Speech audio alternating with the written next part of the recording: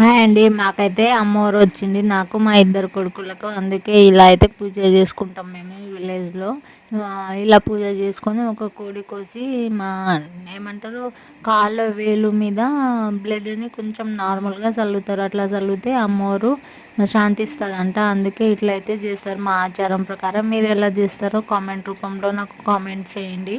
ఇంకా మేము ఇలా అయితే పూజ చేసుకొని ఆ కోడితో ఏమంటారు కర్రీ చేసుకొని తింటాము. నెక్స్ట్ డే అయితే నేను ఇంట్లో మా ఇంట్లో అయితే పూజ చేసుకున్న. అన్ని దేవుళ్ళ ఫోటోలు క్లీన్ చేసుకొని మంచిగా బొట్లు పెట్టుకొని మంచి పసుపు కుంకుమలతో ఈరోజైతే పూజ చేసుకున్న. అమ్మవారు ఉంది మా దగ్గర వెండిది. ఆ వెండి అమ్మవారికి అయితే నేను ఈరోజు పంచామృతాలతో అభిషేకం అయితే చేసుకున్నా.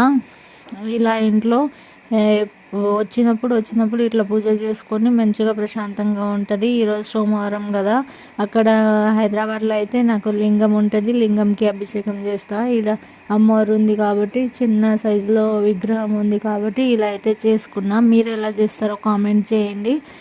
ఈరోజైతే ప్రశాంతంగా ఉంది. నాకైతే పూజ అయితే చాలా బాగా అనిపించింది. మంచిగా పూజ చేసుకున్నా. ఇలా అభిషేకం అయ్యాక నేనైతే ఈరోజు పరమాన్నం చేసుకున్నా నైవేద్యంగా పెట్టడానికి. ఏమైనా చక్కెర బెల్లం కూడా పెట్టుకోవచ్చు, కానీ నేను ఇంట్రెస్ట్ ఉండి చేసిన. చూడండి ఎంత నిండుగా పువ్వులతో ఎంత మంచిగా ఉందో ఈరోజు పూజ గది కదా, ఆంజనేయ స్వామికి చూడండి ఎంత మంచిగా అనిపిస్తుందో. ఇలా అయితే ఈరోజు పూజ చేసుకుని ఒక ఏమంటారు చెంబు పెట్టుకున్నా, నేను టెంకాయ కలుషం పెట్టుకున్నా. చాలా మంచిగా అనిపించింది. ఈరోజు పూజ ప్రశాంతంగా అయింది.